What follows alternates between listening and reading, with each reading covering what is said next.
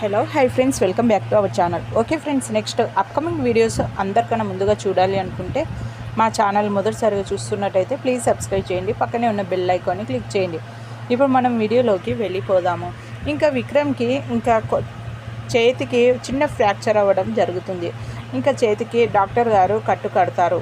ఇంకా దాంతో ఈ చేతితో ఏంటి బరువు లేపొద్దనేసి ఇంకా ఒకరి సహాయం ఉండాలి, అలాగే కాస్త రెస్ట్ తీసుకోవాలి అనేసి చెప్పడం జరుగుతుంది. దాంతో సరే అనేసి విక్రమ్ అంటారు. ఇంకా నైట్ విక్రమ్ అలాగే రాధ ఇంకా పడుకొని ఉంటారు. విక్రమ్కి మధ్యరాత్రిలో దాహం వేస్తుంది. దాంతో ఇంకా దాహం వేస్తుంది. ఇప్పుడు ఏం చేయాలి? చేతితో తీసుకోవడానికి రాదు కదా, ఇంకా రాధని లేపాలా అనేసి రాధ వైపు చూస్తాడు. రాధ బాగా నిద్రలో ఉంటుంది.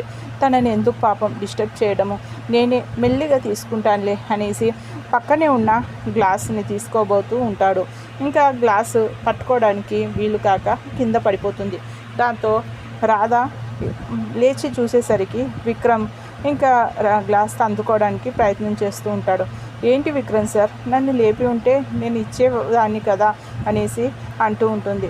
ఎందుకులే అనేసి లేపలేదు రాధా, నువ్వు బాగా నిద్రలో ఉన్నావు కదా, నిన్నెందుకు డిస్టర్బ్ చేయడము అనేసి అనుకున్నాను అనేసి విక్రమ్ అంటే, ఏంటి సార్ నేను డిస్టర్బ్ ఎందుకు అవుతాను, నువ్వు ఒకరికొకరు సహాయం చేసుకోవడమే కదా, అవసరం ఉన్నప్పుడు ఈ అవసరానికి సహాయం చేయకపోతే ఎలా చెప్పు అనేసి, నేను అలా ఏమీ అనుకునేదాన్ని కాదు అని, ఇంకా ఏం కావాలి సార్, వాటర్ తాగుతారా అనేసి ఇంకా వాటర్ గ్లాస్ తీసుకొని ఇంకా విక్రమ్కి తాపుతూ ఉంటుంది.